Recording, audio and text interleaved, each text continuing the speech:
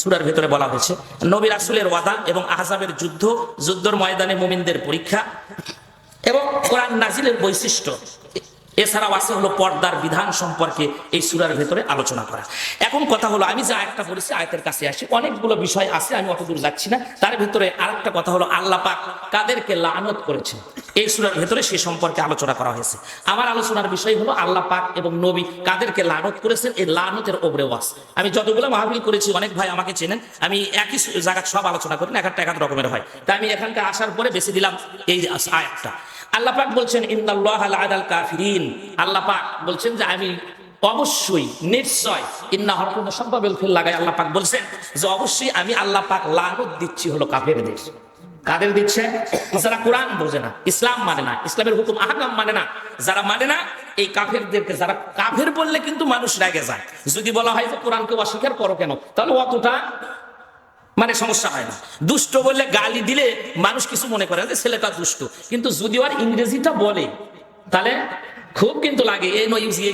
এটার আমি উচ্চারণ করলাম না, আপনারা বুঝে নিন। তো এই তো হলো অবস্থা। যদি এই জন্য কাফের বললে মানুষের খুব লাগে, যদি বলা হয় যে তুমি কোরআনটাকে অস্বীকার করতেছো, তখন কিন্তু অতটা মনে হয় না। তাই আসুন, আল্লাহ পাক এই লানত করতেছেন এই ইন্না। আমি কোরআন শরীফের ভিতর থেকে খুঁজে খুঁজে বের করে দেখি প্রায় 590টা জায়গা আল্লাহ পাক এই শব্দটা ব্যবহার করেছেন। সুবহানাল্লাহ বলবেন না?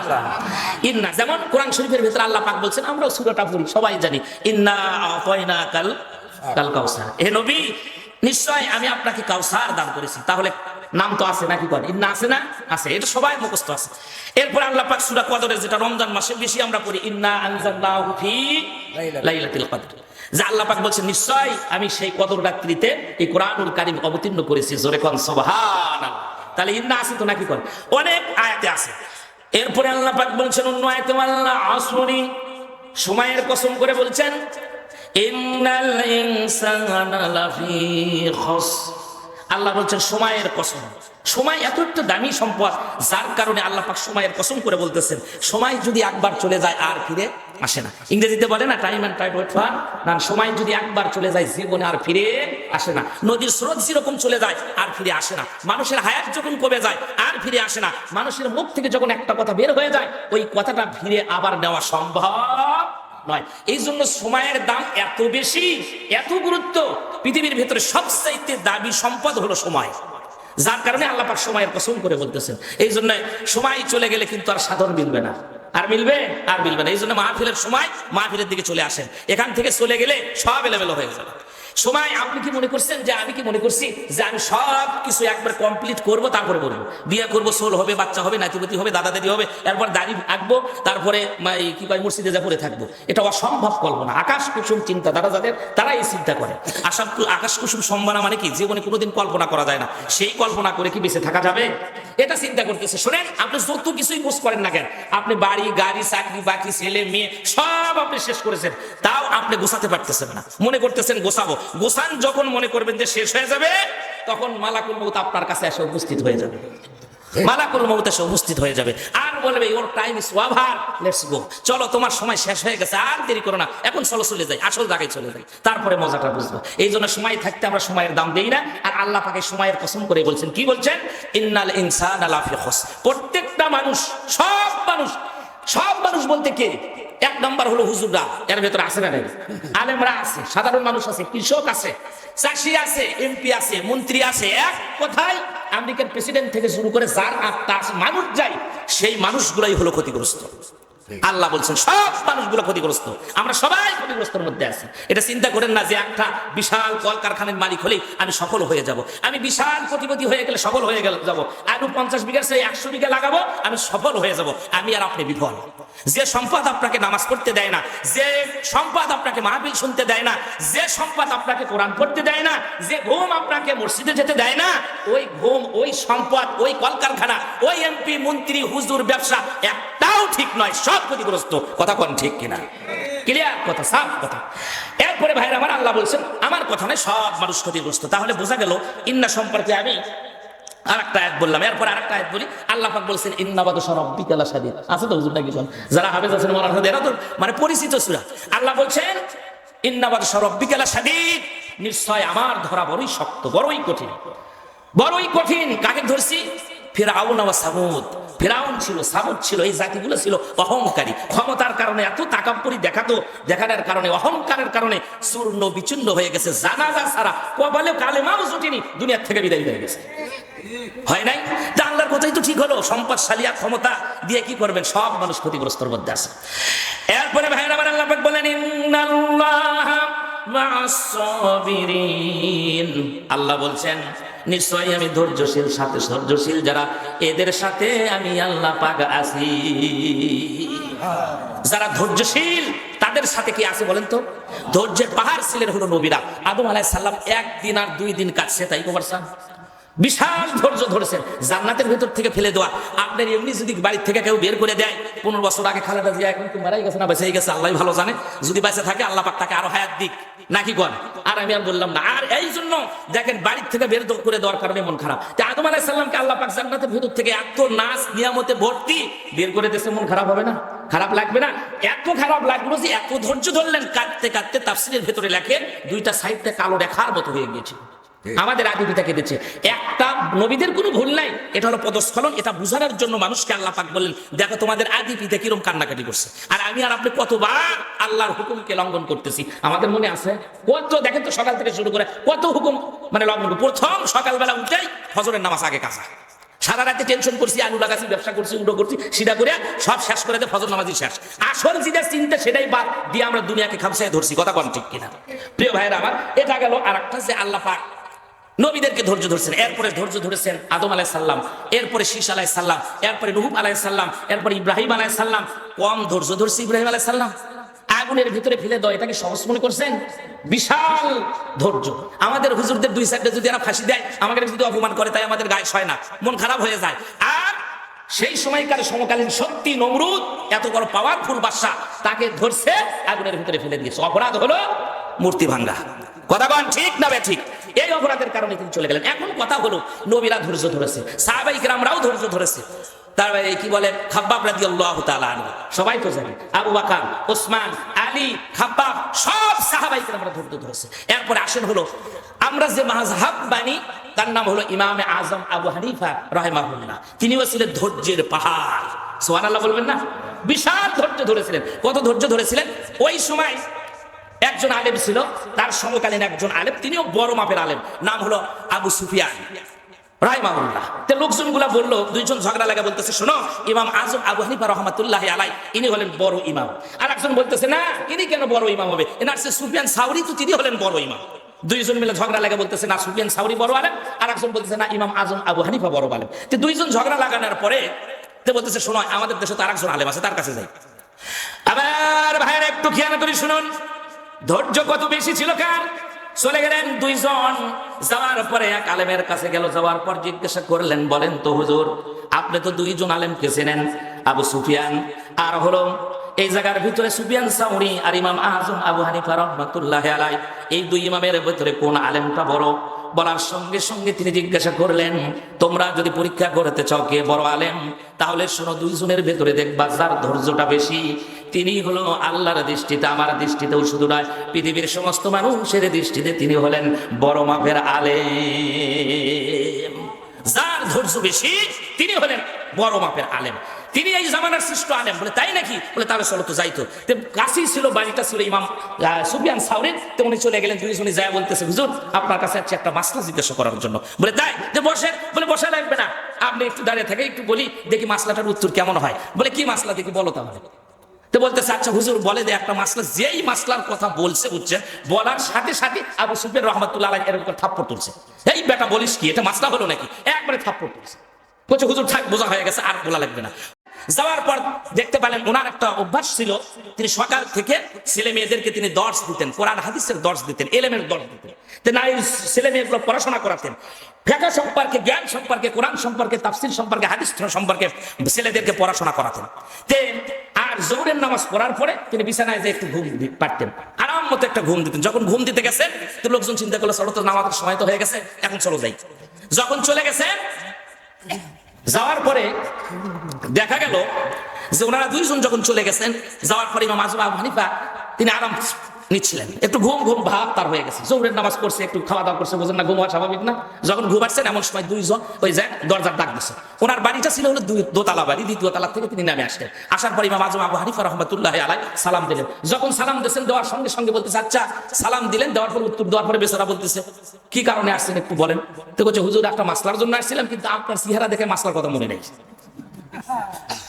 ইমাম আজম আবু হানিফা রাহমাতুল্লাহ আলাইহি ডাক দিয়া বলতেছে, তাহলে বসেন, আমার বাসার ভেতরে না বলে বসবো না, আপনি ঘুমাতে যান।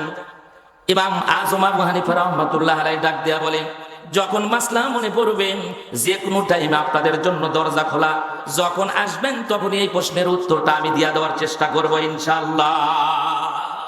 যান, যখন মনে হয় তখনই চলে আসেন। ওনারা চলে গেলেন, দেখলেন যে 10-15 মিনিটের পরে মানুষের চোখে একটু ঘুম ঘুম ভাব হয়, ওই দুজন আবার চলে আসছে। যখন আসছে ইমাম আজম আবু হানিফা রাহমাতুল্লাহ দ্বিতীয় থেকে তাড়াতাড়ি করে নামে চলে আসছেন। আসার পরে দরজা খোলার সাথে দেখতেছে ওই ব্যক্তি, সালাম দিলেন, বলে কি ব্যাপার ভাই, মাসলাটা কি জন্য আসছেন বলেন। তো বলছে, হুজুর আপনি যে জোরে আসছেন পায়ের শব্দতে মাসলা আমার ভুলে গেছে। ওনার জানা আর হলো না, লোকজন আর বললো না। তো বলতেছে, হুজুর করছে, তাহলে আপনারা যান, আমি ঘুমের থেকে উঠে আপনারাও আসেন, যখন মনে হয় তখন আপনি আমি বলে দেবো, আপনারা আসেন। এরপরে দুইজন চলে গেছে। আবার যাওয়ার পরেই দেখা গেল যে কিছু সময় পরে আবার এসে দুইজন ডাক দিছে। এক ঘুমের ভেতরে 3 জন ডাক দিলে মেজাজ খারাপ হবে না? কোন হবে না? হবে না?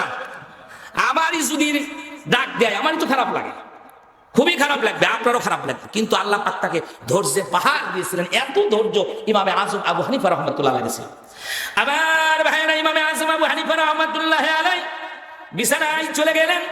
দেখা গেল কিছু সময় পরে আবার দুইজন, ওই দুই ছেলে আবার চলে আসছে। আসার পর দরজার কাছে ডাক দিলেন। ডাক দেওয়ার পর ইমাম আজম আবু হানিফা রাহমাতুল্লাহ আলাইহি হাঁটি হাঁটি পা পা করে ধীরে সুস্থে দরজাটা খুললেন। খোলার পর দেখতে পারলেন দুইজন দাঁড়িয়ে গেছে। দাঁড়িয়ে যাওয়ার পরে জিজ্ঞাসা করলেন, আপনারা আসছেন আবার? তাহলে আসুন না, বসেন। বলে, হ্যাঁ হুজুর আসছি, তো প্রশ্নটা মনে পড়ছে এই জন্য তো আসছি। বলতেছে, বলো তাহলে প্রশ্নটাকে একটু শুনে ফেলে দেই, আমি যদি জানি উত্তর দেওয়ার চেষ্টা করব। ইমাম আজম আবু হানিফা রাহমাতুল্লাহ আলাইহি তিনি তার বাসার ভিতরে রুমের ভিতরে বসতে দিলেন। বসার পর বলে, এবার বলেন প্রশ্নটা কি হবে। একজন আর একজনের বলে, কয় আমি বলবো না, তুমি বলো। আর একজন কয়, না তুমি বলো। ইমাম আজম আবু হানিফা বলতেছে, না আপনি দুইজনে বলেন না, সমস্যাটা কি? বলে, হুজুর সমস্যা তো কিছু না, আচ্ছা বলেন তো, এই যে আমরা পায়খানা করি, এই পায়খানাটা এটা মিটে আর তিতে, আচ্ছা কোন তো এই মাসলার কোনো এই মানে এটার জানা কি জরুরি? এটা কি জরুরি জানা? জরুরি? এটা একটা প্রশ্ন হলো। ইমাম আজম আবু হানিফা রাহমাতুল্লাহ আলাইহি শুনে তিনি মুস্কি হাসি দিলেন, সুবহানাল্লাহ। আবার ভাইরাম ইমাম আজম আবু হানিফা ডাক দিয়ে বলেন, সামান্য একটু মাসলার জন্য 1 নয় 2 নয় 3 বার আপনারা আমার কাছে আসলেন। এটা জানার জন্য কোনো বই পুস্তক পড়া লাগে না, কোরআন হাদিস জানা লাগে না, একটু জ্ঞান থাকলে, একটু ইলম থাকলেই তো এই সম্পর্কে জানা যায়, এই তথ্য তো দেওয়া যায়। ডাক দেয়া বলে, কি তথ্য একটু বলেন না? বলে, তাহলে শুনে নাও, এই পায়খানাটা যখন বাচ্চারা করে, আমরা যখন করি, এই বাচ্চাটা পায়খানা হওয়ার পরে এই পায়খানাটা বড় মিষ্টি লাগে, যার কারণেই তো আমরা বুঝতে পারি নাই, আমি বুঝতে পেরেছি। তোমরা বুঝো নাই, আমি জানি যে পায়খানা যখন হয় এটা মিষ্টি লাগে। ঘুরে উঠে বলতেছে, হুজুর পায়খানা মিষ্টি লাগে, মিঠা লাগে, আপনি কি কোনোদিন খাইছেন? এরকম কথা বললে কি মেজাজ ঠিক থাকবে আরো? কিন্তু উনি কথা বললেন না, উনি কোনো রাগই করলেন না। বলে, বোকা, আপনারা কি এতই বোকা? আপনারা কি বোঝেন না? আপনারা দেখবেন ছোট বাচ্চা যখন পেশাব পায়খানা করে, আর ওই পায়খানার ভিতরে সাথে সাথে মাছি আসা পড়ে, আর পায়খানা মিষ্টি দেখেই তো ওটা মাছি আসে। মিষ্টি যদি না হতো, ওটা যদি তিতা হতো, ওই জায়গায় মাছি পড়তো না। সুবহানাল্লাহ। ইমাম আজম আবু হানিফা এত বড় ধৈর্যের পাহাড়। বলে, দেখেন এই মাসলাটা আসলে জানা কোনো জরুরি নয়। আমি আর আপনি হুজুরটা যদি বসতে থাকে, যদি দেখতে না পারে, হাঁটতে দেখা যায় ব্যাকা করে, এমনি মাসলা জিজ্ঞাসা করবি, কথা বল ঠিক কিনা? আছে না কিছু মানুষ, আছে না? ইমাম আজম আবু হানিফা রাহমাতুল্লাহ আলাইহি উত্তর দিয়ে দিলেন যে, দেখো শুকনা যখন মল থাকে, পায়খানা থাকে, ওর উপরে দেখবা বেশি মাছি পড়বে না, আর যখন যেটা পায়খানা কেমন মাত্র আছে, এটা যখন তরল থাকে, কাঁচা থাকে, সাথে সাথে ওখানে মাছি পড়ে, কুকুর পড়ে। ইমাম আজম আবু হানিফার কথা শুনলেন, শোনার পর বললেন যে, হুজুর আসলে মাসলা কিছুই নয়, এটা জানার জন্য সুফিয়ান সাউরির কাছেও গিয়েছিলাম, কিন্তু হুজুর সুফিয়ান সাউরি রাহমাতুল্লাহ আলাইহি আমাদের দিকে তাকায়া সওয়ার তুলছেন, আর সঙ্গে সঙ্গে বুঝতে পেরেছি আপনাকে নিয়ে বড় মনে করেছিলাম, আপনি মনে করেছি আমরা মনে করেছি আপনি বড় আলেম। আর একজন আমার এই সাথে বলেছে, সুফিয়ান সাউরি সে বড় আলেম, কিন্তু আর এক ইমামের কাছে যাওয়ার পর দেখতে পারলাম উনি বলল, 2 জনের ভেতরে যার ধৈর্য বেশি সে হলো বড় আলেম। সুতরাং বুঝতে পেরেছি আপনি হলেন বড় আলেম। ইয়া আইয়ুহাল্লাযীনা আমানু সুবিরু ওয়া সাবিরু ওয়া রাবিতু ওয়াত্তাকুল্লাহা লাআল্লাকুম তুফলিহুন। সিল্লায় বলেন আল্লাহু আকবার। তাফসিরে মাজিদের ভিতরে আসছে রে ভাইরা আমার, যখন কোন আল্লাহর বান্দা কোরআন শরীফের আয়াতটা পড়া যখন শেষ হয়, যদি কেউ কোন আল্লাহর বান্দা যদি বলে আল্লাহু আকবার আল্লাহুম্মা মাজিদ, বলার সঙ্গে সঙ্গে ওই বান্দার আমলনামার ভিতরে যত গুনাহ থাকে সঙ্গে সঙ্গে আল্লাহ রাব্বুল আলামিন তার গুনাহগুলো মাফ করে দেয়। জোরে একটা তাকবীর দেন, লিল্লাহি তাকবীর, লিল্লাহি তাকবীর। আমার ভাইয়ের পরে আসুন, আল্লাহ পাক বললেন ইন্নাল্লাহা আশতারা মিনাল মুমিনিনা আনফুসাহুম ওয়া আমওয়ালাহুম বিআন্না লাহুমুল জান্নাহ। বলেন আল্লাহু আকবার। আল্লাহ পাক বললেন, এখানেও ইন্না শব্দ দিয়ে শুরু করছেন, নিশ্চয় অবশ্যই বেশক ইন্নাল্লাহা আশতারা মিনাল মুমিনিনা, আল্লাহ পাক বলছেন আমি ক্রয় করে নিয়েছি, ইন্নাল্লাহা আশতারা আমি ক্রয় করছি, মিনাল মুমিনিনা আনফুসাহুম মুমিনদের জীবন ক্রয় করেছি, ওয়া আমওয়ালাহুম তাদের জীবন তাদের সম্পদ, কিসের কি বিনিময়ে? বিআন্না লাহুমুল জান্নাহ। বলেন আল্লাহু আকবার। এই কথা নিয়ে সারা পৃথিবীতে আজকে ঝড় উঠলো। এটা আমাদের কোনো কথা নয়, এটা আল্লাহর কথা। সূরা তওবার ভিতরে আছে যে আমি আল্লাহ পাক ক্রয় করে দিয়েছি মুমিনদের জান এবং মাল, বিনিময় এটা দিছি কি? তাদের জন্য জান্নাত। জোরে বলেন সুবহানাল্লাহ। এই বিনিময়ে আমি কিনছি, আল্লাহ পাক এই কথাটা বলছেন। এখন আমাদের কাছে হুজুরটা আমাকে বললি কয় যে হুজুরটা জান্নাত বিক্রি করতেছে, জোরে কর নাউজুবিল্লাহ। আমরা কি এই কথা বলছি?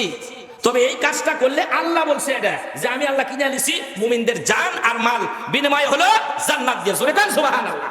আর আমাকে দেখলি কিছু কিছু মানুষের আসলে গা জ্বলে। ওই যে মুসির যেরকম নজর কোন দিকে থাকে, লক্ষণ কি ভালো, তার মানে দেখবার চাই খালি জুতা আর জুতা। কিছু মানুষ আছে আমাদের দেখলি খালি মানে গায়ে বন্ধ লাগে। ওই আগে কারো তাই আবু জেহেল, উতবা, সাইবা, নমরুদ, ফেরাউন, ওদের মতো আমাদের অবস্থা ঠিক হয়ে গেছে। ওই আবু জেহেলের বাড়ি আমি তো দেখছি কাবা শরীফ, এরপরে হলো মাকাম ইব্রাহিম, এরপরে হলো কি বলে সাফা মারওয়া, এরপরে হলো ওই আবু জেহেলের বাড়ি, এখন পায়খানা হয়ে গেছে। আর ওখান থেকে আর একটু সামনের দিকে গেলে বিশ্ব নবী জনাবে মুহাম্মদুর রাসূলুল্লাহ সাল্লাল্লাহু আলাইহি সাল্লামের বাড়ি। কখনোই সে ভালো চোখে দেখে নাই, কখনোই ভালো চোখে দেখে নাই। যার কারণে তার ওখানে যে মানুষ পায়খানা না করলে, পৃথিবীর যত মানুষ যাক, মুসলমানরা এক কথায় গেলে ওখানে পায়খানা না করলে কেউ ফিরে আসে না। কথা কোন ঠিক কিনা? এই জন্য যারা ওই যে সুন্নাত করায় ওখানে কি করে, হ্যাঁ আরে আরে কাটেন নি মনে নাই, ওই কাটে যাইতেছে তাক বাইদা কবিকে তাক কয় ওস্তাদ। ওস্তাদ না, এটাই ভালোবাসা, বাইদা তো আলাদা জিনিস।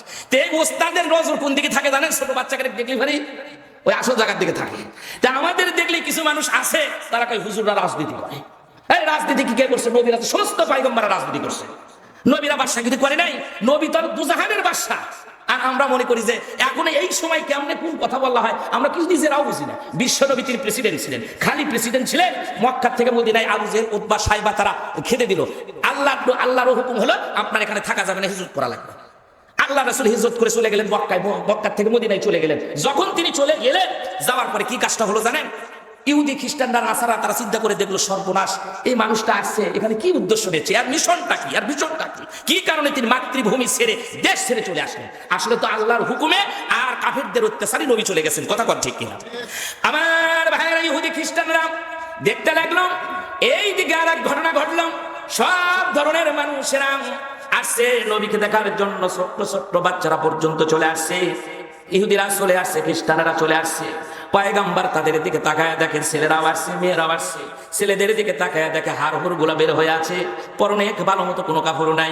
মহিলাদের দিকে তাকায় দেখে মহিলাদের মাথায় কাপড় নাই, যদি একটুখানি কাপড়টা বুক পর্যন্ত ঢেকে আছে, আবার হাঁটুর উপরে চলে আসে।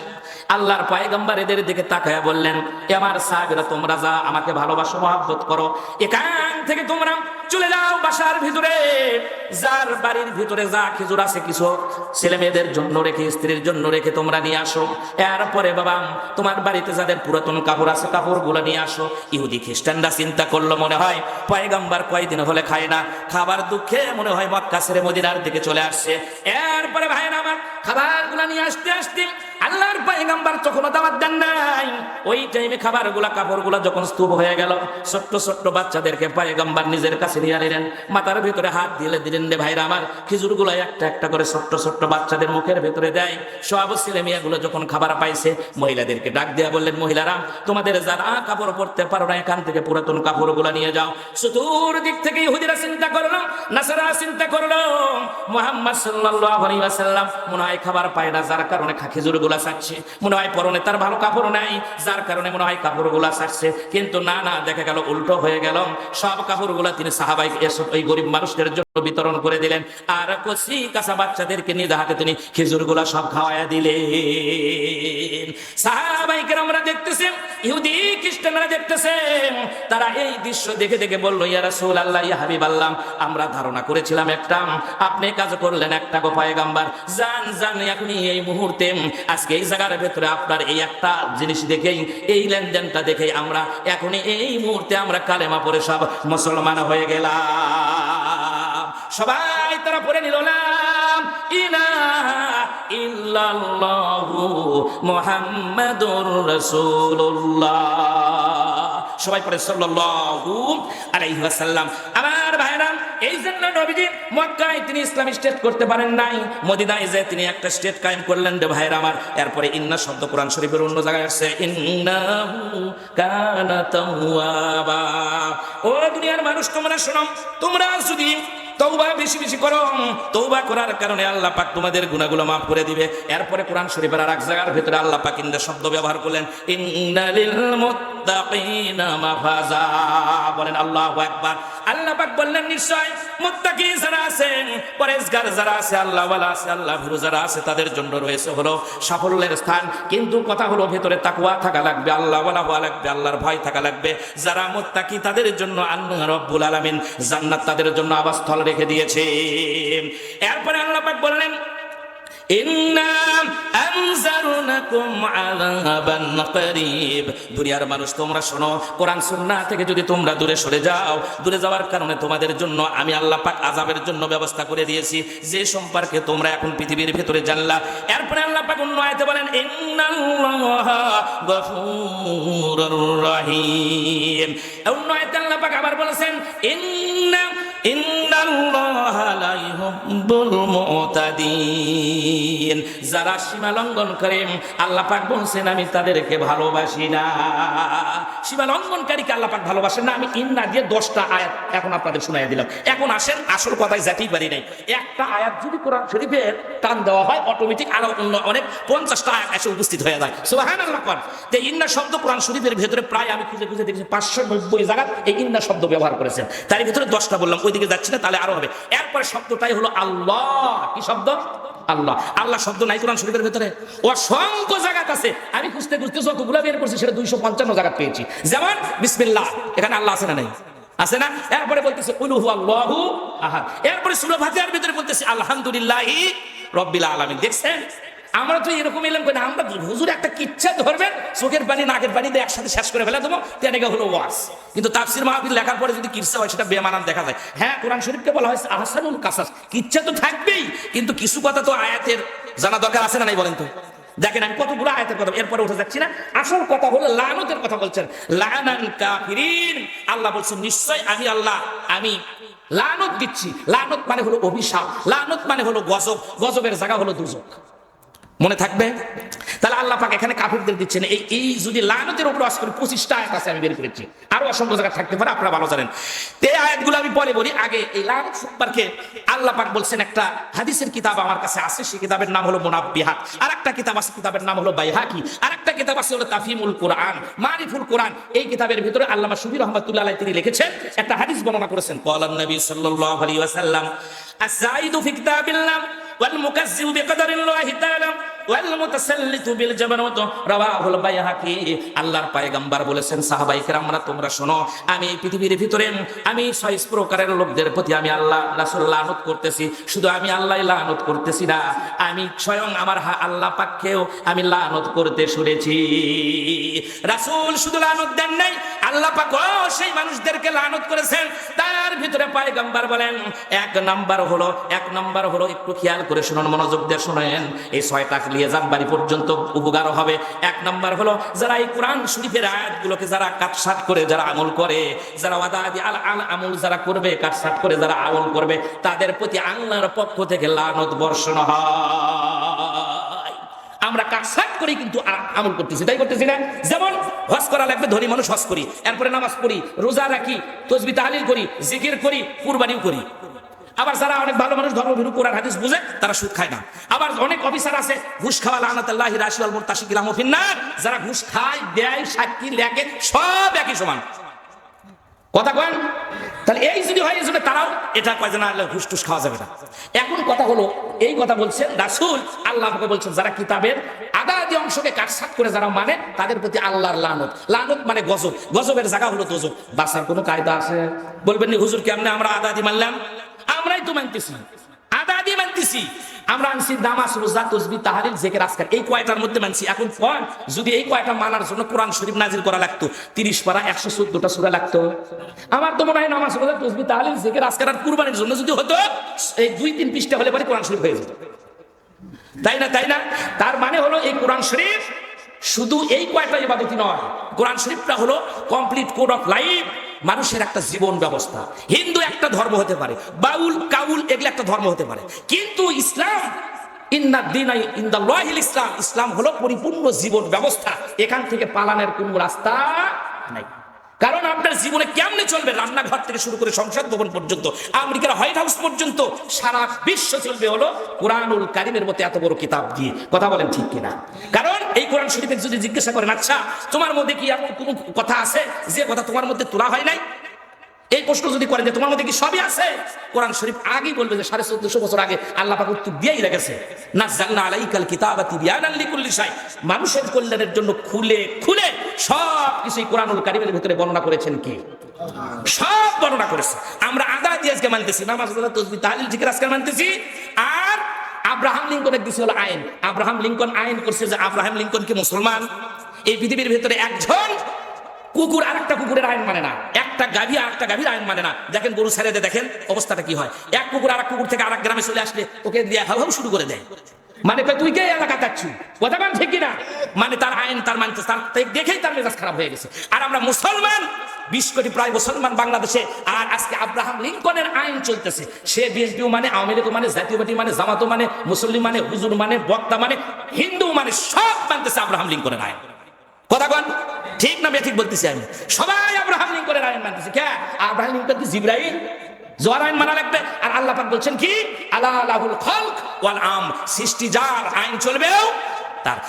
আল্লাহ বললেন কোরআন শরীফের মধ্যে এই কথা, আর আমরা মানতেছিল আব্রাহামের। তার মানে হলো দুদেল বান্দা কলমাসর, না পায় শ্মশান, না পায় গ্রাফ। এই জন্য এই কাজ করলে হবে না। আদাদি মানার মধ্যে কোনোটাই করলেন না, সত্য করে বলতেছি। এখন আপনারাই বিচার করবেন। সেটা আমি কই, আপনি যদি 1000 টাকার একটা নোট দিই, অর্ধেক টাকা হলো সুন্দর টাকা, ভালো টাকা, আর অর্ধেক দিছি জাল টাকা, লিবেন আপনি? কে লিবেন না? কেন? তা আল্লাহ অর্ধেক আমল দেখি করবি, অর্ধেক নিলেন আব্রাহামের। আল্লাহ কয় আমি আব্রাহাম লিঙ্কনকে আমি বানাইছি, আর কোরআনও আমি বানাইছি, তোদেরকে আমি বানাইছি। লিল্লাহি মা ফিস সামাওয়াতি ওয়া মা ফিল আরদ, আসমান আর জমিনের ভিতরে যা আছে সব আমি বানাইছি। আর তুই বানবো আব্রাহাম লিঙ্কনে? এটা কি হলো? ঠিক হলো? এই আদাদি আমলে যাওয়া যাবে আল্লাহর কাছে? আচ্ছা, এটা গেল একটা। আরেকটা হলো, কেউ যদি টয়লেটে চলে যায়, যাওয়ার পরে কি কয় যে আমি অর্ধেক পায়খানা করবো আর অর্ধেক করবো না, পেটের মধ্যে নিয়ে চলে আসবো। করছে কেউ জীবনে? কি তাহলে কি শান্তি হবে না অশান্তি হবে? কোন তো অশান্তি না, পেটের ভিতরে মুসুর পারবি, অর্ধেক পায়খানা করে দৌড় দিচ্ছেন, ওটা হবে? বরং হাদিসের মধ্যে আছে, নবী করিম সাল্লাল্লাহু আলাইহি ওয়াসাল্লাম দেখলেন একজন ইহুদি আসা, ওই কি বলে মসজিদের ভেতর, মসজিদে নববীর মতো মসজিদ, যেখানে নামাজ পড়লে 1 রাকাত পড়লে 50,000 রাকাতের সওয়াব। আরো জোরে বলেন সুবহানাল্লাহ। সেই মসজিদের ভেতরে পেশাব করতেছে, মেজাজ খারাপ হবে না? সাহাবাই কেরামরা তো একেবারে রাগে ফায়ার হয়ে গেছে। উমর তো খালি করছে হুজুর আর শরীরের সুযোগ দেন, ও আল্লাহ দেহ থেকে আলাদা করে দেবো, ওদের এত আমরা পেশাব করি না, আর এত বড় সাহস ওই পেশাব করতেছে। আল্লাহ রাসূল বলেন, ওমর ইসবের ইসলেস, ওমর তুমি বসো, ধৈর্য ধরো, অত রাগ করো না। পেশাব শেষ হয়ে গেল, ডাক দিয়ে বলতেছে, এই বেটা পেশাব করলি, তুমি এখানে পেশাব করলে তোমার ওখানে গিয়ে যাই যদি কেউ পেশাব করে, বলছে হুজুর আসলে তো কেমন লাগবে, তোমাকে খারাপ লাগবে। খারাপ লাগবে, আমাকে খারাপ লাগবে না? হুজুর বুঝতে পেরেছি আপনি মুসলমান, আপনি লিডার, আপনি আমার লিডার, আপনি সর্দার, আপনি নেতা। নেতাই যদি না হবেন এত সুন্দর করে বলতে পারেন আপনি এত সুন্দর বলে দিয়েছেন। ও পয়গম্বর, দেন হাতটা বাড়ায় দিলাম, মধুর কালেমা আমাকে এখনই পড়ায় দেন, লা ইলাহা ইল্লাল্লাহু মুহাম্মাদুর রাসূলুল্লাহ সাল্লাল্লাহু আলাইহি ওয়াসাল্লাম। তিনি কালেমা পড়ে মুসলমান হয়ে গেলেন। আর আমরা মনে করতেছি হলো আরেকটা মনে করতেছি না। আর আমরা তো মনে করছি যে আমরা নবী আরবি দিয়া নেতা মানি, আর দুনিয়ার যারা মানে যাদের দাড়ি নাই, মুছ নাই, নামাজ নাই, রোজা নাই, হজ নাই, যাকাত নাই, বরং কোরআনকে যারা গালি দিতে পারবে, আল্লাহকে গালি দিতে পারবে, রাসূলকে গালি দিতে পারবে, তারকে বানাচ্ছি আমরা নেতা। আর অথচ দরুদ শরীফের মধ্যে এই নামাজের মধ্যে পর্যন্ত দরুদ শরীফের মধ্যে আমরা বলি আল্লাহুম্মা সাল্লি আলা সাইয়্যিদানা, বলি না? এই সাল্লি আলা সাইয়্যিদানা মানে কি? মানে হলো আমাদের নেতা। আমাদের নেতাকে বিশ্ব নবী জনাবে মুহাম্মাদুর রাসূলুল্লাহ সাল্লাল্লাহু আলাইহি সাল্লাম ওযু অবস্থায়, পবিত্র অবস্থায় মসজিদের মধ্যে পর্যন্ত পড়ি হলো, এটা হলো আমাদের নেতা। আর আমরা দুনিয়ার মধ্যে যখন কোনো নেতা আসে, আরে আপনি তো আসল নেতা, জোরে কর নাউজুবিল্লাহ। এখন পয়গম্বর কি বলে ভাইরা আমার শুনুন, নবীজি বলেছেন আবু দাউদ শরীফের হাদিস, قال رسول الله صلى الله عليه وسلم لا تقولوا للمنافقين سيد, আমার কথা না, লা তাকুলু, তোমরা বলো না, লিল মুনাফিকিনা, যারা মুনাফিক। মুনাফিক কাকে বলা হয়? যারা মিথ্যা কথা বলে, যারা ওজনে কম দেয়, যারা সিটিং বাটপারি করে, যাদের নামাজ নাই, যাদের রোজা নাই। আমার কথা নয়, আবু দাউদ শরীফের হাদিস, পয়গম্বর বলেন লা তাকুলু লিল মুনাফিকিনা সাইয়্যিদুন, যারা মুনাফিক তোমরা তাদেরকে নেতা বলো না। ক্লিয়ার কথা, সাফ কথা, পরিষ্কার কথা। আর 1450 বছর আগে এই কথা নবীজি বলেছেন। কারণটা হলো কি, আল্লাহর পয়গম্বর বলেন, যদি তোমরা কাউকে, আমাকে নবী বাদ দিয়া, আমাকে নেতা বাদ দিয়া, যদি কোনো মানুষকে যদি তোমরা নেতা হিসাবে মেনে নাও, আইনের দিক থেকে যদি মেনে নাও, এরপরে রাষ্ট্র চালানোর যুগের দিকে যদি মেনে নাও, তাহলে পয়গম্বর বলেন সে যেন আল্লাহকে তারা অসন্তুষ্ট করলো। কি হাদিস কি বুঝতে পেরেছেন আমার? এটা আবু দাউদ শরীফের হাদিস, এটা আমার কথা নয়। এই জন্য নেতা হলেন বিশ্ব নবী জনাবে মুহাম্মদুর রাসূলুল্লাহ সাল্লাল্লাহু আলাইহি ওয়াসাল্লাম। আমার ভাইরা, আমি বলতেছিলাম হলো, যারা আজাদি কাজ করে তার ভেতরে কোনো শান্তি আছে? এই যে শীতের দিন, এখন বিয়ে শাদী করছেন, বউয়ের বাড়ি থেকে যৌতুক হিসাবে খাট লিয়েছি, লিয়ে আসে না? আসে না মানুষের? আসে না? খাট লিয়ে আসে, ল্যাপ লিয়ে আসে, তোষক লিয়ে আসে। আচ্ছা, লিয়ে আসার পরে যদি ওই ল্যাপের ভেতরে অর্ধেক কেউ শুয়ে থাকে, আর অর্ধেক যদি বউ যদি কই তুই অর্ধেক ল্যাপের মধ্যে থাকবি, অর্ধেক বাইরে থাক, শান্তি হবে? পরের দিনে কি হবে?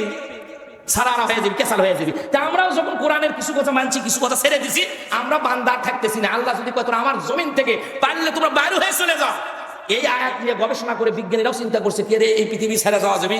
তারা চলে গেল দেশ থেকে, বলে দেখি তাহলে সাগর পাড়ি দিত। কিছু দূর যাওয়ার পরে খাবার দাবার অর্ধেক পার হয়ে গেছে, তখন তো চার যাওয়ার কায়দা নেই, সব মরে যাবো। কথা কন ঠিক কিনা?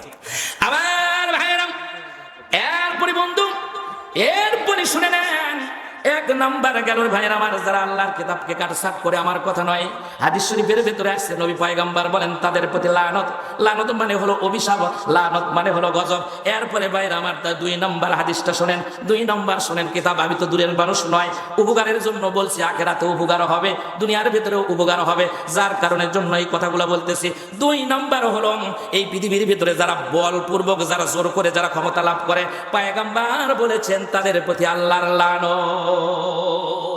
বল করে, জোর করে যারা ক্ষমতা দখল করে, তাদের প্রতি আল্লাহর লানত। করেছিল হলো ফেরাউন, করেছিল হামান, করেছিল নমরুদ, করেছিল হলো আবু জেহেল, উতবা, সাইবা। এই জন্যই তো শেষ হয়ে গেছে। কথা কোন ঠিক কিনা? হচ্ছে না, হয় নাই? আমার ভাইয়েরা, বন্ধুরা, গেল হলো 2 নম্বর। আর তারা কি করবে? এমন লোকদেরকে তারা সম্মানে ভূষিত করেন যাদেরকে আল্লাহ পাক অসম্মান করে, আর এমন সব লোকদেরকে তারা অসম্মান করে যাদেরকে আল্লাহ পাক ভালোবাসে। একটু কোরআন হাদিসের কথাগুলো একটু মিলাই নেন রে ভাই। রাসূল বলেছেন আল্লাহ পাক লানত করেছেন, এরপরে ভাইরা আমার আল্লাহ পাক লানত দিয়েছে, নবী বলেন আমি ওর লানত দিয়েছি। আমার ভাইরা, এরপরে আসুন 3 নাম্বার হলো, যারা আল্লাহ কর্তৃক নির্ধারিত তকদিরকে, নিয়তিকে যারা অস্বীকার করে, মনে মনে চিন্তা করে, হারে আজকে যদি আমি এই কাজ করলাম তাহলে কোটিপতি হয়ে যেতাম, আমি যদি এই কাজ করতাম তাহলে আমার এই হতো। কিন্তু না না, খায়রিহি ওয়া শাররিহি মিনাল্লাহি তাআলা, ভালো মন্দ সব কিছু কার পক্ষ থেকে হয় রে বন্ধু? সব আল্লাহর পক্ষ থেকে হয়। কিন্তু আমরা মনে করছি না, এটা এই কাজ না করলে এই হতো না, এই না করলে ওই হতো না। ছেলে মেয়ে করতেছে, তুই এই কাজ করলে এই হতো, ওটা করলে এই হতো, কিন্তু আর তকদিরে লেখা নাই। কিন্তু এটা মনে রাখা রাখবে যে আমার কপালে এটা লেখা ছিল। কপালে লেখা ছিল আলু 50 বিঘা লাগাবো, একবারই ধনী হয়ে যাবো। আল্লাহ কয় 10 টাকা কেজি আনি। এবারও আরো যা লাগাচ্ছি আমরা, আল্লাহ ভালো জানে, আল্লাহ জানে এবার যারা কি হবে, আল্লাহ ভালো। তবে কৃষকদের চাওয়া পাওয়া কিছুই নাই পৃথিবীর। কথা কোন ঠিক কিনা? কৃষকের জন্য কেউ আন্দোলন করে? বরং আন্দোলন আছে কি, শিক্ষকের বেতন 30,000 টাকা, 30কে আমরা 2 লাখ টাকা দেন, তাতে সমস্যা নাই। কিন্তু ঘটনা হলো কৃষকের বাঁচা লাগবে না। কৃষক বাঁচলে দেশ বাঁচবে, কৃষক শেষ, সব মানুষ শেষ হয়ে যাবে। কথা কোন ঠিক কিনা? আজকে ঠিক মতো তারা কৃষকেরা কোনো জিনিসের দাম পাচ্ছে না। এখন কথা হলো, এই জন্য একজন তো বলেই ফেললো, থান নিয়ে বসে করছে আমি ওই পোল্ট্রি মুরগি কিনবো সেটাও কিনতে পারি না। পরে খোঁজ করে দেখা গেল আর 3-4টা বেরি। হাই রে দুনিয়াতে নফসরে। ঈসা আলাইহিস সালাম দেখলেন এক রাস্তাতে চলতেছিলেন, আমার মনে সময় কি শেষ হয়ে গেল নাকি আল্লাহ জানে, কথায় কথা আসে সালে খায় ভাত, আমি এখন কি করি। ঈসা পয়গম্বর দেখলেন যে বিশাল এলাকা একেবারে মনে হয় উল্টে চলে গেছে। ঈসা পয়গম্বর ডাক দিয়ে বলেন, আল্লাহ এত বড় বিশাল এলাকা, এখানে কোনো তৃণলতা নাই, এই এলাকাতে গাছ নাই, এরপরে কোনো জায়গার ভেতরে বাস নাই, ঘাস নাই, কারণটা কি? ঈসা রুহুল্লাহর কথা শুনে আল্লাহ ডাক দিয়া বলে, এই লোকগুলা পাপ করার কারণে আমি আল্লাহ রব্বুল আলামিন এই দেশটা উল্টায়া দিয়েছি। আমার ভাইয়ের আল্লাহ পাক ডাক দিয়ে বললেন, আল্লাহ এই লোকগুলা কেমন ভাবে ধ্বংস হলো? বলে ঈসা রুহুল্লাহ আমার কাছ থেকে শুনবা না, এখান থেকে লোকজনের কাছ থেকে শুনবা যারা কবরে গেছে। বলে আল্লাহ এদের কাছ থেকে এদের চেহারাটা দেখলেও তো ভালো লাগতো। ঈসা পয়গম্বরের কথা শুনে ভাইরা আমার আল্লাহ পাক ডাক দিয়া বললেন, ঈসা রে আমি তো তোমাকে সেই জ্ঞান দিয়েছি, সেই ইলম দিয়েছি, তুমি ওদেরকে ডাক দাও, কবরের ভেতর থেকে উল্টায়া দিয়েছি। ঈসা পয়গম্বর শুধু ডাক দিয়া বললেন কুম বিইজনিল্লাহ, বলার সঙ্গে সঙ্গে দেখা গেল কবরের ভেতর থেকে মানুষগুলা উঠে দাঁড়িয়ে গেছে। এক মানুষের মুখের ভেতরে শুধু লাগাম নাই, সবগুলো মানুষের মুখের ভেতরে লাগাম। ঈসা পয়গম্বর দেখার পরে জিজ্ঞাসা করলেন, আচ্ছা তোমাদের এই অবস্থাটা কেন হলো, কেমনে এরকম হলো? ডাক দেয়া বলে, হুজুর আমার কাছ থেকে কথা শুনেন, সব পয়গম্বরের দাওয়াত হলো তা'মুরুনা বিল মা'রুফ ওয়া তানহাউনা আনিল মুনকার, সৎ কাজের আদেশ দাও আর অন্যায় কাজে তোমরা নিষেধ করো। আমি অন্যায় কাজে নিষেধ করেছিলাম, এই এলাকার লোকের ভেতরে আমি নেতা ছিলাম, আমি এদেরকে খারাপ কাজের জন্য বহুবার নিষেধ করেছি, কিন্তু তারা শুনে নাই। এরা গান বাদ্যযন্ত্র আর নারী নিয়ে এরা সবসময় ফুর্তি করেছে। ঈসা পয়গম্বর ডাক দিয়ে বলেন, তোমার মুখের ভিতরে শুধু লাগাম নাই, আর সবগুলো মানুষের মুখের ভিতরে লাগাম দেখতেছে, তার কারণটা কি? বলে কারণ হলো ওই ঈসা রুহুল্লাহ এই লোকজনের কাছে মুখ জোর করে কেউ কোনো কথা বলতো না, আমি শুধু ভালো মানুষের রূপ ধরে এখানে থাকতাম, কিন্তু পারতাম না।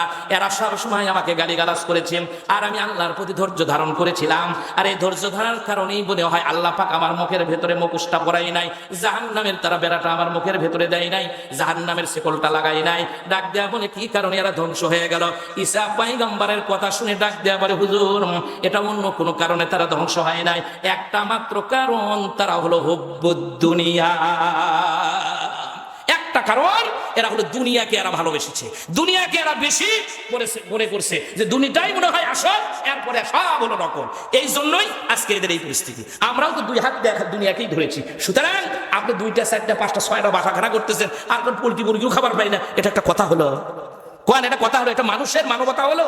কিছুই চিন্তা করে না। আশেপাশে তো দেখতেছে, আমি না 3-4 খান বাড়ি করছি, আর ওর দাকে তাকান লাগবে না যে ওই হালাল উপায়ে যদি আপনি করেন 4 থেকে 50টা করেন, কিন্তু চুরি করে যদি 50টা বিল্ডিং করেন নাম লিখেন, সেটা কি ভালো হলো? ওই বাড়ি আপনাকে জাহান্নামে নিয়ে যাবে। ওই বাড়ি আপনি কি মনে করছেন যে পরের সম্পত্তি লুট করে লিয়া আমি একবার বিশাল বিল্ডিং করে থাকবো? অসম্ভব, এটা চিন্তাই করেন না। ওই বাড়ি আপনাকে কিয়ামতের দিন 1 জাররা পরিমাণ হাফ ইঞ্চি যদি দেন, হাদিস শরীফের মধ্যে 7 তবক আসমান জমিন গলার সাথে ঝুলাইয়া দিয়ে বলবে যা জাহান্নামের দিকে চলে যা। সেই দিন মজাটা দেখা যাবে। একটা ইটালিয়ান মাথার মধ্যে থাকেন নাকি, একদিন দেখেন কি হয়, তাহলে বোঝা যাবে ইহিনী এই 7 তবক। কোরআন যেহেতু সত্য, হাদিস যেহেতু সত্য, নবীর কথাও সত্য, কথা কোন ঠিক কিনা? এটা এখন হিসাব করে দেখেন কে কতটি দিবেন। তবে হালাল উপায়ে করতে হবে, সে করি না। উসমান রাদিয়াল্লাহু তাআলা তো কোটি কোটি সম্পদের মালিক ছিলেন, কথা কন। সেই জন্য সম্পদ অর্জন করতে তো আপনাকে নিষেধ করা হয়নি, কিন্তু সেটা হালাল উপায়। আমি বলতেছিলাম হলো 6 প্রকারের লোকদের প্রতি লানত, তার ভিতরে যারা জোর করে ক্ষমতায় যায়, জোর করে ক্ষমতা নিতে চায়, তাদের প্রতি লানত। আমার ভাইয়ের পরে আসুন, 4 নম্বর হলো যারা আল্লাহ করতে গিয়ে হারামকৃত বস্তু সমূহকে যারা হালাল মনে করে নেয়, যারা হারামকে যারা হালাল মনে করে নেয়, এই মানুষদের প্রতি আল্লাহ পাকের লানত।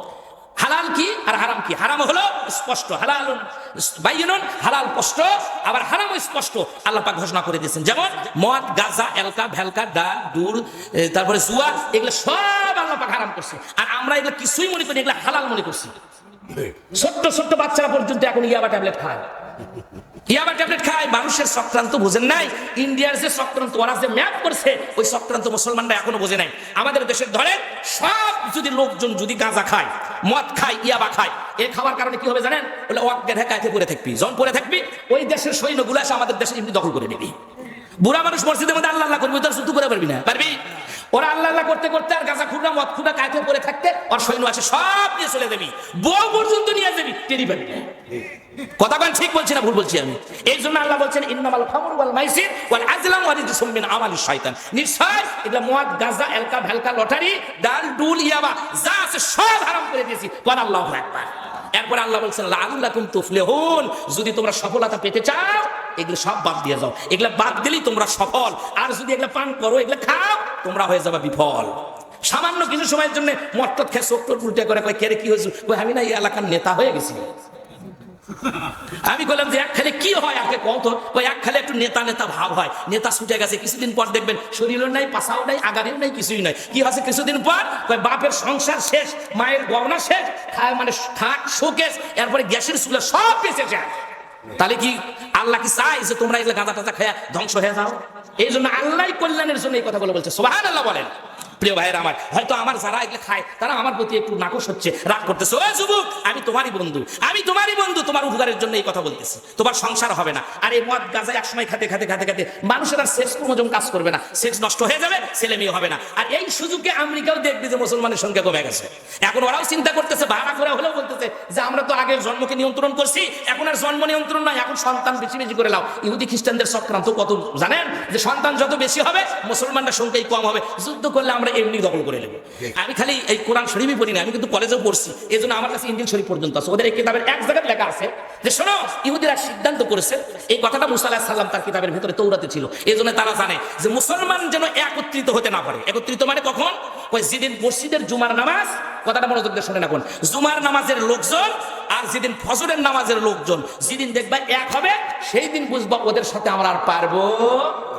আমি হুজুর ওয়াজ করি ফজর নামাজ আমি যাই না, কথা বল, নিজেরটাই বলতেছি না। আলহামদুলিল্লাহ আমার বাড়ির কাছে তো আমি ফজরের আজান দিই অনেক সময়, তা নামাজ পড়ানোর সময় আজকে তো গতকালও কষ্ট হয়েছে যে খালি নামাজটা আমি ধরছি, আমি আজানও দিই নামাজও পড়াই, সমস্যা ইনশাল্লাহ হয় না। একটু মানুষের তো হতেই পারে নাকি করে, কিন্তু তার মানে আমরা প্রতিদিনই মসজিদে যাবেন না তা তো হয় না। তবে কথা হলো এই বক্তাদেরকে কিয়ামতের দিন জিবা করে দিবে আল্লাহ, সেই বুঝাই ওয়াজ করা দরকার। যার কারণে আমার আর বাড়ি আর মসজিদ এক, মসজিদের পাশে আর আমার পাশে, এটা আর এটা মাঝখানে খালি 3 ফিট জায়গা। তাহলে আমার খবর আগে করে দিবি না যে ওয়াজ তো তুই ঠিকই করছু, কিন্তু তোর খবর কি কিয়ামতের দিন বলার সুযোগ থাকবে? যার কারণে খুবই ভয় হয় যে আল্লাহ না জানি কোন বিপদের মধ্যে পড়ে যায়। এই জন্য আমি যে কতদিন তাহাজ্জুদ করে যাই, আমি আগে বসে থাকি যে কখন আজান দেয়, সেই জন্য খেয়াল রাখবেন নামাজ কার করে। যেদিন ফজরের নামাজের লোক আর জুমার নামাজের লোক এক হবে, 100 জন দিয়ে হয়, 100 যেদিন হবে সেই দিন বুঝবেন ইহুদি খ্রিস্টানরা আমাদের উপর আর বড় বড় চোখ করে তাকাতে পারবে না। এই ইহুদি খ্রিস্টানদের প্রতি আল্লাহ পাকের 10টা লানত আছে, আমি ওই দিকে যাচ্ছি না, তাহলে আসল কথা বলতে পারবো না। আমার ভাইয়েরা একটু খেয়াল করে শুনুন। এরপরে 4 নাম্বার গেল, 5 নাম্বার হলো পয়গম্বর বলেন যারা আমার বংশগণের মধ্যে যে সমস্ত লোকেরা যারা হারামকে যারা হালাল মনে করে নেয় তাদের প্রতি আল্লাহ পাকের লানত। এরপরে ভাইরা আমার 6 নম্বর হলো পয়গম্বর বলেছেন যে সকল মানুষেরা, যে সকল আমার উম্মতেরা যারা আমার সুন্নতকে যারা অবজ্ঞা করে, যারা আমার সুন্নতকে যারা বর্জন করে, পয়গম্বর বলেন এক হাদিসের মধ্যে আছে ফালাইসা মিন্নি, তারা আমার উম্মত না। আর যারা সুন্নতকে বর্জন করে পয়গম্বর বলেন যে এই লোকগুলা প্রতি আল্লাহ পাকের লানত, আল্লাহর লানত, আল্লাহর গজব। যারা সুন্নতকে যারা অবজ্ঞা করে, সুন্নত মানে আমরা মনে করছি হলো যে মুস্তাফিজার হুজুরের মাথার বিশাল টুপি, এই টুপিটা দেওয়া মনে হয় সুন্নত। হ্যাঁ ঠিক, টুপিটা দেওয়া সুন্নত, এর মধ্যে কোনো সন্দেহ নাই, লা শাক্কা ফি, এর মধ্যে কোনো সন্দেহ নাই, টুপি দেওয়া সুন্নত। মুখের ভেতরে দাড়িটাও দেওয়া সুন্নত। এরপরে সবাই আমরা বিয়ে করছি, কোরআন শরীফের আয়াত অনুযায়ী হলো ফরজ, ফানকিহু মা তাবা লাকুম মিনান নিসা, তোমাদের বয়স হয়ে গেছে বিয়ে করো যেটা ভালো লাগে। এই কোরআন শরীফের আয়াত মানলেন মানে এটা ফরজ কাজ করছেন। আর নবী বলেছেন যারা বিয়ে শাদী করে না ফালাইসা মিন্নি, তারা আমার উম্মত নয়। বিয়ে করাও সুন্নত, সুন্নত নবীর দৃষ্টিতে হলো সুন্নত হলো। আর আল্লাহ পাকের কোরআন শরীফের আয়াত মানলেন এটা হলো ফরজ। তাহলে এটা হলো ফরজ মানছি, দাড়ি রাখছি, টুপি পরছি, মেসাক করা সুন্নত পরছি, আংটি হাতের ভিতর দেওয়া সুন্নত এটাও করছি। এখন সব সুন্নত আমার দেশে আছে। সুন্নত গামছা নেওয়া এটাও সুন্নত, মাথায় টুপি দেওয়া সুন্নত, পায়ে 14 হাতকে 42 হাত পরেন সেটাও সুন্নত। কথা কোন ঠিক কিনা? তবে একটা সুন্নত বড়, সব বেশিরভাগ পয়গম্বররা রাষ্ট্র পরিচালনা করেছেন, সেটা হলো বড় সুন্নত। ওই সুন্নত কুটি নাকি কন? এই সুন্নত দেওয়া দরকার আছে না নাই? বাংলাদেশের 54 বছরের মধ্যে এই সুন্নতটা হয় নাই যে মুসলমানরা ক্ষমতায় যাবে আর ক্ষমতায় যাওয়ার পরে আল্লাহ জিদাই মাক্কান্নাহুম ফিল আরদ, আল্লাহ বলেছেন মুসলমানরা যাই কোরআনের আইন বাস্তবায়ন করবে। কথা বলেন, এটা আমার কথা না, বাড়ি থেকে শাওলাগিরি থেকে লিখছি। না এটা আপনাদের কোরআন শরীফের মধ্যে আছে? আছে না নেই? এটা আছে ভাই। এই কাজ না করলে, এই সুন্নত, বড় সুন্নত যদি আমরা হেরে ফেলি, আল্লাহর পক্ষ থেকে লানত বর্ষণ হবে আমাদের। লানত মানে হলো গজব, গজবের জায়গা হলো দোজখ। আমি 6টার কথা বলছিলাম, এই 6টার কথা আমরা বলে দিলাম। আমরা তো মনে করি যে চোর যদি চুরি করে ধরা পড়ে আমরা গণপিটুনিতে মেরে ফেলে দিই। চোরেক মারা কবিরা গুনাহ, চোরেক মারা কবিরা গুনাহ। আজকে একটা মাসলা শুনেন, আপনি কেন চোরেক মারবেন? চোর সম্পর্কে কোরআন শরীফের ভিতরে আছে না নাই? আছে। আল্লাহ পাক বলছেন আসারিকু আসারিকাতু, আসারিকু মুযাক্কার, আসারিকাতু মুয়ান্নাস। তাহলে চোর হোক আর সুন্নি হোক, এদের ধরবা, হাত কাটে ফেলে দেবা। এটা হলো আল্লাহ পাকের কথা। এটা বড় সুন্নত, এই সুন্নত তো এ ফরজ কো। আর আপনি গণপিটুনিতে মারবেন মানে চোরকে মারা হারাম। চোরগুলো করছে হুজুরি একটা রে, এ হুজুর কুটিয়া ছিল রে, 43 মিটার চুরি করছে, পরে এই রকম বাড়ি আছে। আমি মনে মনে চিন্তা করি যে জীবনে কোনোদিন মারিনি মানুষ, এখানে দুই একটা থাপ্পড় মারলে তাও তো মনে হয় নবীকে একটা সুন্নত আদায় করলি। যাইয়া দেখি ওরা যে মারছে, আমার ওটা দেখে কোনো আল্লাহ, আমি আর মারবো কুটি উঠি। মনে করি যে একটা যায় না মোশান টোশান লিয়ে যায়, যে একটা না ধাক্কা মারবো, থাকতো ধাক্কা মারবো, ওটি যায় দিকে ওরই কামসারা দেখে আমারই কলিজের দয়া লাগে। তখন আমার মনে পড়ে গেল, ওরে সর্বনাশ, আল্লাহ না কোরআন শরীফের মধ্যে বলছে আসারিকু আসারিকাতু ফাক্তাউ আইদিহিমা। কোরআন শরীফের আয়াত, চোর ধরবা, সুন্নি ধরবা, হাত করে ফেলে দেবা। আচ্ছা, একটা চোর যদি ভালো হয়, আপনি কি জন্য চোরের মাথা বাড়িতে মাথা ফাটে দিলেন? কিয়ামতের দিন আল্লাহ পাকের কাছে দাঁড়ান যাবে? কিগণ দাঁড়ান যাবে? দাঁড়ানোর কোনো উপায় থাকবে না। তা আপনি চুরির যদি একটা হাত কাটিয়ে দেন, দেওয়ার পরে সব চুরের না, আলু চুরি করছে, বাবু চুরি করছে, এগুলো না, কিন্তু কমসে কম 1000 টাকার উপরে চুরি করা লাগবে। তেনিকে হবে ইমাম আযম আবু হানিফার কথা। এখন আপনি 2 টাকার একটা লাউ চুরি করছে, আপনি হাত কেটে দিবেন? এটা অসম্ভব, এটা করা যাবে না। তে হাত কাটাবে দিয়ে যদি দেন, ওই যতদিন বেঁচে থাকবি লোকজন এলাকার মধ্যে জিটি যাবি, তুই কেন এই টাকাকে আদায় করে, এই চুরা ছিল। আর গুলো দুনিয়া যা থাকবি, মুসলমান কোন, হিন্দু কোন, বৌদ্ধ কোন, খ্রিস্টান কোন, তারা জীবনে আর কোনোদিন চুরি করবি? চুরি করবি? তাহলে আল্লাহর বিধান কত সুন্দর। এটা হিন্দুরা উপকার, মুসলমানের উপকার, খ্রিস্টানের উপকার, সব মানুষের উপকার। কথা বল ঠিক কিনা? আবার ভাইরা, আপনাদের কয়টা কথা বলবো। আপনারা নাম শুনেছেন ইস্পাহানির কথা। ইস্পাহানি চা দুনিয়ার মানুষেরা খায়, খায় কি খায় না? কিন্তু ইস্পাহানি একটা জঙ্গল ছিল ইস্পাহানে। এই ইস্পাহানের ভিতরে একটা জঙ্গল ছিল। ওই এলাকার ওই দেশের বাদশা, তিনি লোকজনকে সাথে নিয়ে, তার সঙ্গী সাথীদেরকে নিয়ে চলে গেলেন রে ভাইরা আমার, যায় ওই জায়গা মতো জঙ্গলের দিকে চলে গেলেন, যে দেখি তো এখানে কোনো হরিণ শিকার করা যায় কিনা। আবার ভাইরা সৈন্য সামন্তদেরকে নিয়ে যখন তিনি হরিণ শিকার করার জন্য চলে গেলেন, যাওয়ার পরে দেখতে পারলেন না, না জঙ্গলের ভিতরে তো কিছুই দেখা যায় না। কয়েকদিন পার হয়ে গেল, মাল সামানা খাবার যা ছিল সবগুলো তারা শেষ হয়ে গেল। একটু ইতিহাসের পাতার দিকে লক্ষ্য করেন, একটা ঘটনা বলে যায়, উপকার হবে এর বন্ধু, একটু আমার দিকে খেয়াল করে তাকান। জঙ্গলের ভেতরে কয়েকদিন থাকার কারণে তার মাল সামানা খাবার গুলো, বাদশার যা ছিল, সঙ্গী সাথীর যা ছিল, সব তাদের শেষ হয়ে যায়। শেষ হওয়ার কারণে বন্ধু তারা চিন্তা করলো, কয়েকদিন পার হয়ে গেল, এখনো পর্যন্ত আমরা একটা হরিণ পর্যন্ত শিকার করতে পারলাম না, তাহলে আমাদের জীবনটা কেমনে চলবে? আমরা কি খাবো? দেখতে দেখতে আরো 2টা দিন পার হয়ে চলে যায়। এমন টাইমে রে বন্ধু, আজকে তারা চিন্তা করলো যে দেখো তো এলাকার ভেতরে কোনো খাবারের পাখি টাকি পাওয়া যায় কিনা, কিন্তু না না, কোথাও কোনো জিনিস কিছুই পাওয়া যায় না। শেষ পর্যন্ত তারা লক্ষ্য করে ভাইরা আমার চলে গেলেন জঙ্গলের বাইরে, যায় দেখে একটা গাভী তারা বেঁধে রাখছে, কোন মানুষটা জানি। এই গাভীটাকে তেনারা ওখান থেকে তারা তুলে নিয়ে চলে আসলেন। গাভীটা যখন নিয়ে আসলে ভাইরা আমার, গাভীটা নিয়ে আসার পরে জবাহ করলেন। জবাহ করার পরে ভাইরা আমার সুন্দর করে খাবারগুলো তারা তৈরি করলেন, বস্তুগুলো সুন্দর করে কাবাব করে খাওয়া শুরু করে দিলেন। এমনকি রাজা পর্যন্ত, ইস্পাহানের রাজা বাদশা, তিনিও খাওয়া শুরু করে দিলেন। খাবার দাবার যখন শেষ হয়ে গেল রে বন্ধু, তারা বলে যাই হোক, আমরা আমাদের কষ্ট তো, খাদ্য তো নিবারণ করে ফেলে দিয়েছি, চলো এবার এই জঙ্গলের ভেতরে তো মনে হয় কোনো হরিণ দেখা যায় না, চলো আমরা বাড়ির দিকে চলে যাব। কিন্তু বন্ধুরা, ওই যে গাভীটা যার বাধা রাখা ছিল, উনি ছিলেন ওই ইস্পাহানের এলাকার লোক। একজন মহিলা তার ওই গাভীটা তিনি তার জঙ্গলের কাছে বেঁধে রাখছিলেন একটু খাবার খাওয়ার জন্য। কিন্তু বন্ধু, আসার পর গাভীটা নিয়ে আসার পর দেখলো গাভীর দড়ি ঠিক আছে, ফুটো ঠিক আছে, বাধা সব ঠিক আছে, কিন্তু গাভী নাই। যেমন অনেক সময় পরিস্থিতি হয়ে গেছে আমাদের দেশে, অনেক সময় দেখা যায়, এখন অনেক সময় দেখা যায় গরু পর্যন্ত মাইকের মধ্যে উঠছে। এরা কি খালি চোর না গরু চোর? আছে না নাই? আবার ভাইরা, বুড়ি মহিলা ডাকতে পারে, আমার গরু কে চুরি করছে। একজন দুইজন করতে করতে দেখা গেল বন্ধু আর অনেক লোকজন গুলা তারা জমে গেছে, বলে কে আবার চুরি করবে। একজন লোক ডাক দেয়া বলে, এখানে বাদশা এসেছিল তার সঙ্গে সাথীদেরকে নিয়ে, ওই বাদশা তার লোকজন গুলা তারা এই গরুটা চুরি করে তোমার এখান থেকে নিয়ে জবাই করে খাবার গুলো সুন্দর করে খাইছে। বলে তাই নাকি? বলে হ্যাঁ হ্যাঁ তাই। বলে চলো তো বাদশার কাছে চলে যায়। বলে চিন্তা করো না, এই যে ব্রিজটা দেখতেছ, এই ব্রিজ দিয়ে বাদশা তার লোকজনদেরকে নিয়ে আসছে, এই ব্রিজ দিয়েই তো বাদশা আবার এখান থেকে তার সঙ্গী সাথীদেরকে নিয়ে চলে যাবে। তুমি এই জায়গার ভেতরে দাঁড়িয়ে থাকো, আল্লাহর ইশারা ইঙ্গিত বোঝা বড় কঠিন রে ভাইরা। আবার কিছুক্ষণ পর দেখা গেল বাদশাহ হরিণ শিকার করা তার আরো হলো না, লোকজনকে সঙ্গী সাথীদেরকে নিয়ে রে ভাইরা আবার আস্তে আস্তে করে জঙ্গলের ভেতর থেকে বের হয়ে তারা ঘোড়ার পৃষ্ঠে চড়ে যাওয়া শুরু করে দিলেন। যেতে যেতে যখন তারা ব্রিজের কাছে চলে গেছে, যাওয়ার সঙ্গে সঙ্গে ভাইরা আমার রাস্তার ভেতরে ব্রিজের ওপরে বুড়ি মহিলা ডাক দেয়া বলে, বাদশাহ আপনি একটু থামেন। লোকজনগুলো চিন্তা করতেছে বাদশার কাছে তোমার আবার কি দরকার? বলে তোমাদের কোনো লোকজনের সাথে আমার কোনো কথা নাই, আমাদের দেশের বাদশা যে আছে বাদশাও চোর, লোকজনগুলা যারা আছে সঙ্গী সাথীরা তারাও সব চোর, সব চোর। তো বলছে এটা কি বলা যাবে? তাই বাদশা চলা দেবে না মানে? আমার জীবন্ত গরু ওখানে ছিল সব যুবকের কাছে। আরে গরু তো এখন চাও খায়, আপনারা দেখছেন গরু চা খাওয়া কি ভাই? দেখছেন আপনারা? আর নেটে সাজতে দেখে নেটলে দেখবি না তো, খালি দেখে কোনটা টিকটক দেখে না, টিকটক দেখে না, হাই রে টিকটক দেখার সাইজ। আর মেয়েরাও এরকম হয়ে গেছে, ওয়াজ করে কোনদিন জাতি পরিবর্তন করা যায়। কোরআন শরীফ গলার সাথে ঝুলে দিয়ে ছুলেও মহিলা মানুষ ভালো হবি না, বিশ্বাস করেন ভালো হবি না। আইন যদি যতক্ষণ পর্যন্ত না করবেন এতক্ষণ পর্যন্ত লাভ হবে না। টিকটক করতে করতে শরীরের অঙ্গ প্রত্যঙ্গ সব দেখে শ্বাস করে ফেলে দিচ্ছে, শুধু ভাইরাল হওয়ার আশায়, শুধু ভাইরাল হওয়ার জন্য। আরে মা তুমি তো জানলাম তোমাকে আল্লাহ পাক ভাইরাল করবি, কথা বল ঠিক কিনা? কিয়ামতের দিন আল্লাহ বলবে এটা উমুকের ছেলে, এটা উমুকের মেয়ে, এটা টিকটক করবে, যে বাটাম ফাটা ফেলতেছে এরা বাটাম এটি ফাটা, কথা বল ঠিক কিনা? সেই দিন কিয়ামতের দিন তোমাকে আল্লাহ পাক ভাইরাল করবে।